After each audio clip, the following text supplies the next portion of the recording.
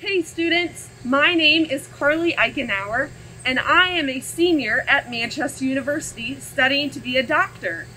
Did you know I used to sit in these same seats as you did when I attended Manchester Elementary School? That's right, I grew up in North Manchester, Indiana and in Wabash County just like you. I attended Manchester University because it's the right school for me to learn and to grow, and I can play a sport there. So come join me on a tour of Manchester University and see where it could be for you to study at school too. Manny, it's time to wake up and start your visit at Manchester University. Did you enjoy your stay in our residence halls? Even at Manchester University, our students are wearing masks in the classrooms and social distancing. Do you have big classrooms like this at your school?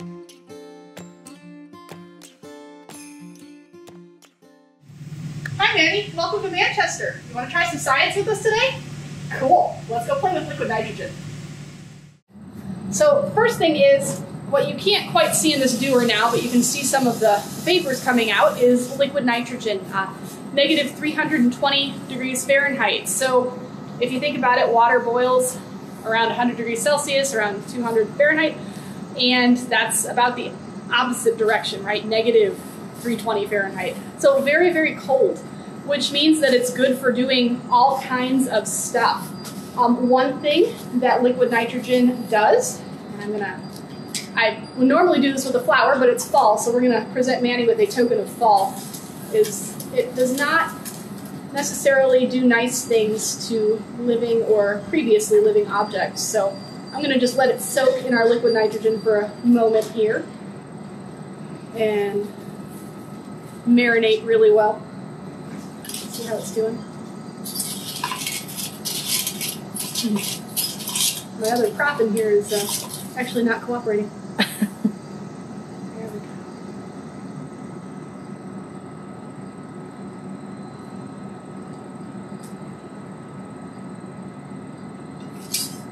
So things that soak in liquid nitrogen, the water in the air is immediately condensing on it, so that's what you're seeing is ice forming. Manny, see if you can just tap that, and I'll move the things. Just tap it against the edge of the table and see what happens to the cold part. Harder. Didn't soak it for long enough. Let's see if we can, almost. You can get a good shatter. What will really get a good shatter is the next thing. So I have inside of my dewar a racquetball, so just a plain old regular blue racquetball. And I am going to have Manny dump this for me because it's a little bit too far down for me to get at. But racquetballs are made of a polymer, so they're made of rubber, and polymers are generally very stretchy. There's crosslinks between them that let the polymer chains form around each other and deform, so when a ball hits the ground, that bouncing motion that you're used to is actually the polymer molecules getting out of the way, rearranging, and then springing back up. And so, Manny, why don't you go ahead and from a nice high, yep, we'll pour together. 1, 2, 3, go. That didn't sound very much like a bounce. It just rolled off of there. Let's see if I can pick it up with my cryo gloves. But the polymer chains in here are so cold that they can't move anymore. And you can see the frost start to form on here. But if I actually throw it with a little bit of force, yeah, Diana. 1, 2, 3. There. You hear, of course, the air as it opens up, and now you see the shattering. And even still, our pieces are pretty sharp. I'm not too worried about touching them right now. I'm not worried about like frostbite or anything like that because I'm not going to handle them for long enough. You're not going to see me sticking my hand inside here anytime soon, though. That is a recipe for some really, really nasty cold burns. Also, you might notice that I'm not wearing anything on my arms. That's actually for a reason. So liquid nitrogen, because it's so cold, because it burns with its cold, I don't want to get it trapped between clothing and me. So when I work with liquid nitrogen, I would rather work with short sleeves so that I don't have to be concerned about that. I'd rather work with shoes that I don't worry about it getting trapped, those things like that. The last sort of mini demo that I want to do with the leftover liquid nitrogen in this dewar is a gas laws demonstration. So right now, the liquid nitrogen in the dewar is quite cold. And cold things take up less space, and it looks like I have already evaporated. So liquid nitrogen evaporates very quickly. So we'll refill my dewar. It doesn't look like anything special, that's for sure. Just looks like water when you pour it. And the vapor, similar to if you've ever played with dry ice, right? It's just water condensing out of the air because it's so cold. So I'll put a little bit in my Pringles can here. And again, that gas,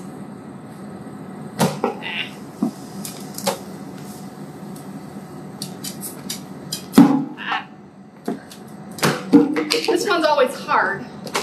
There we go. This one's always a little bit more difficult to do because it's so fast. Gas expands as it warms, and so the liquid nitrogen, as it goes from liquid to gas, takes up more space. And the space it takes up is too much for the pop can, or for the Pringles can, which is why you can shoot the top off of it.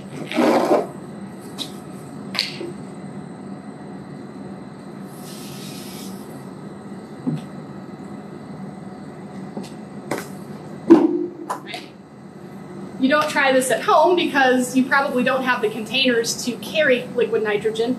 So this is called a dewar, right? Dewars are just lab-grade thermoses. They're actually fairly expensive because they're made of glass, and the space between the glass walls is evacuated. There's no molecules in there. And that's why it's able to stay very, very cold. Otherwise, your liquid nitrogen is going to evaporate and you won't have it anymore. These are just larger lab-grade dewars that hold bigger containers. So that's our liquid nitrogen. We'll do one more trick with it, and that'll involve this banana. So I'm gonna put a banana in here, and we're gonna soak it for quite some time.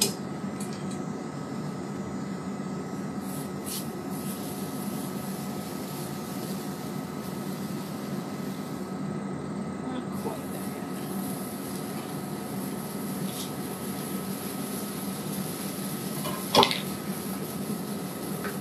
See if I can show you, put my cryo gloves on. I don't quite like the idea of splashback onto my hands, so if I'm gonna handle it at close range, I'm gonna use the cryo gloves. But I don't know if you can see in here, Kyle, or not. You tip it down. Okay. There we go. See all the bubbling in there? That's the liquid nitrogen just very, very quickly boiling. So liquid nitrogen boils at a temperature of 195 degrees Celsius. So very, very cold. And so the second it gets out into our normal air temperature, it starts to boil. And so we can't see the nitrogen itself as a gas. That's not what these vapors are. That's, again, condensation of water because it's so cold. Yeah. This might actually be cold enough. So now, we have a very cold and very hard banana. It is no longer squishy. In fact, bananas get so hard when they're frozen in liquid nitrogen that before they shatter, you can use them to hammer a nail. Want to try, Minnie?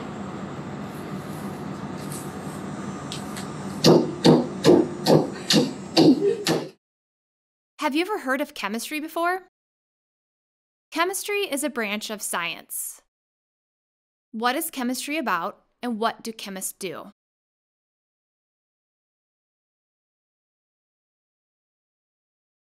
The smoke in the video actually came from water in the air condensing because the liquid nitrogen made the air around it so cold. Which phase change happened to the water? Liquid to solid or gas to liquid?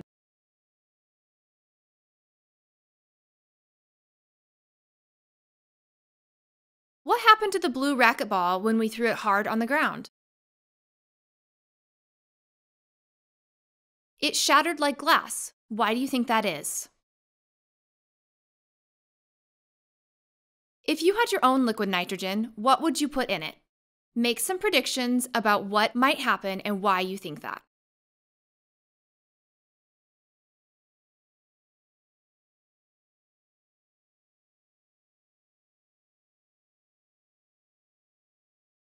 Welcome to Manchester University, Manny. I'm Elizabeth. I'm a part of the College of Business, and today we're here in the Chinworth Center. I'm majoring in accounting and finance, and I'm here at Manchester because the Excellence Accounting Program. And today we're going to learn about budgeting, which has helped me get to where I am today and will help me in my future career. So these are some of the things that I'll be spending my money on when I graduate college. But while you're still in school, you can always be putting away money for college now and planning for the future. So today we're going to use 20 beans, which is how much you make for doing your job, and we're going to decide what you're going to spend it on. So first we're going to start with housing. What choice do you want, Manny? Okay, so Manny's going to live with his family and share utilities, so that only costs him 2 beans. Now we're at auto insurance. So liability coverage, which only covers it if it's your fault. Health insurance. Basic coverage, which will cover your doctor's appointments and medications, and that costs 2 beans. And for property insurance, okay, renter's insurance, so that'll cover all of your belongings. Now we're at food. Okay, cook at home and eat dinner out once a week, which will save a lot of money because a lot of people spend a lot on that. All right, clothing. So Manny's going to wear his clothes he already has, so that won't cost him anything. Laundry. Do it at his parents' house, so he won't have to spend anything. All right, transportation. We're going to buy a used car and gas, which will save money instead of buying a brand new car, and that's 3 beans. All right, furniture. And buy at a garage sale, and that costs 1 bean. Personal care. Okay, we're going to buy basic products like soap and shampoo and conditioner. Now, recreation. So Manny wants to be able to go to concerts and sporting events. That costs 2 beans. Communication. Okay, we're going to go phone with limited data and Wi-Fi at his house. Gifts. Okay, we're going to save money by making your own. And then savings. We're going to save 5% of his income in a savings account. So today we learned about trade-offs you might have to make and the different choices you make. Even if you don't make a lot of money, you can still have a good life. Right, Manny? In this video, the beans represented Manny's money. Why is it important to budget your money or your beans? Budgeting helps you learn how to responsibly spend your money so you can achieve your goals. When should you start saving money for college? Now. You can start by adding money to your piggy bank or ask your parents to start a Promise 529 savings account.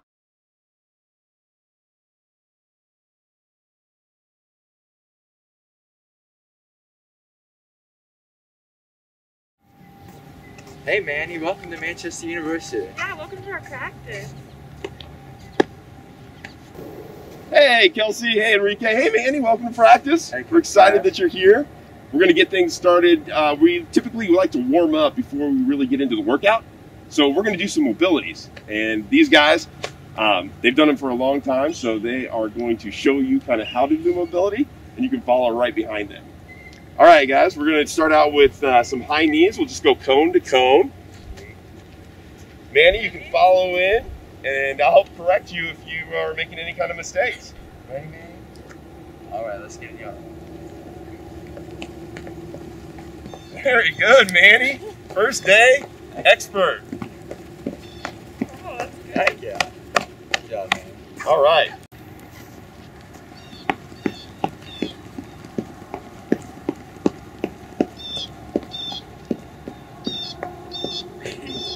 Perfect.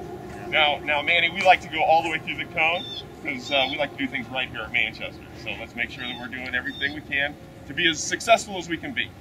Okay, the other warm-up that we're going to do is just side to side.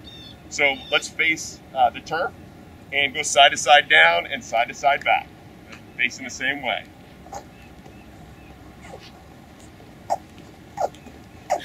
Good form, Manny. That's perfect. Excellent. All right, let's do the same thing back, and I think we're ready to start our workout. All righty.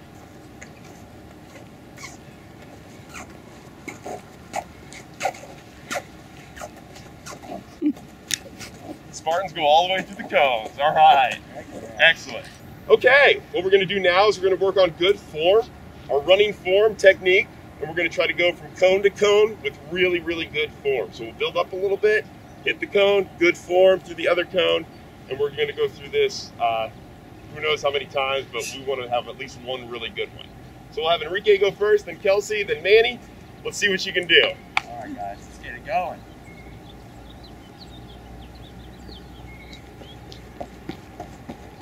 Good. Good form, good form, good form, good form. Good. Okay, Manny. Yeah, man. Excellent. You are ready for varsity. All right. Hey, gang, that was a great workout today, but we always know that we need to make sure that we cool down and stretch out after every workout. So let's start by just touching our toes for about 10 seconds. Can we reach down? Good. Take your time when you're cooling down. Make sure that you're getting a good stretch so that we don't get injured tomorrow. And up. What should you always do before beginning any type of fitness activity? Warm up and stretch. What should you always do at the end of every fitness activity? Cool down and stretch. Why is it important to have good form when running? To prevent injuries.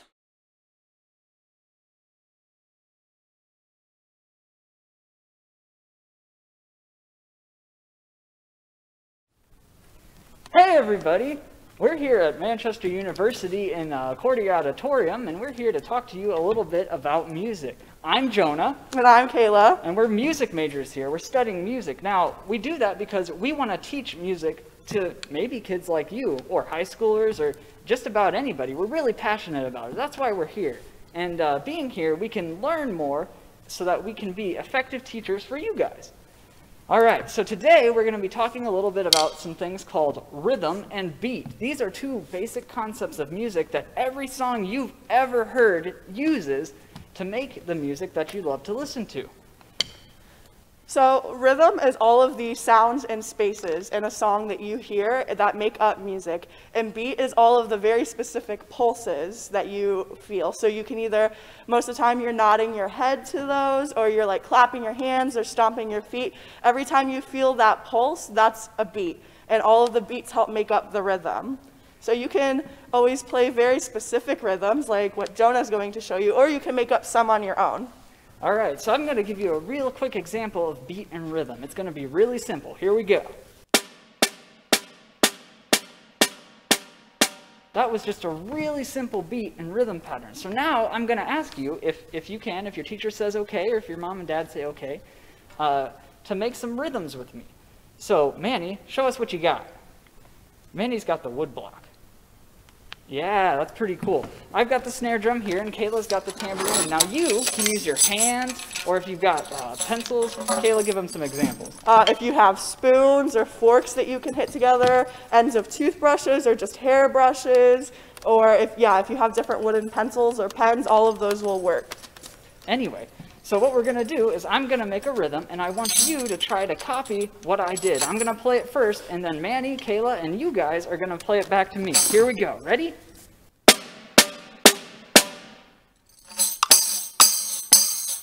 Awesome. Let's make it a little different now. It's going to be different.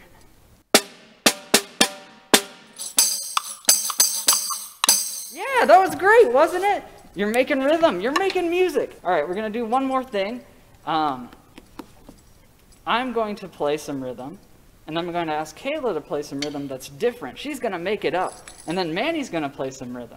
And you play along with Manny. You can do whatever you want. We call this improvisation. We're making up music on the spot. All right, here we go.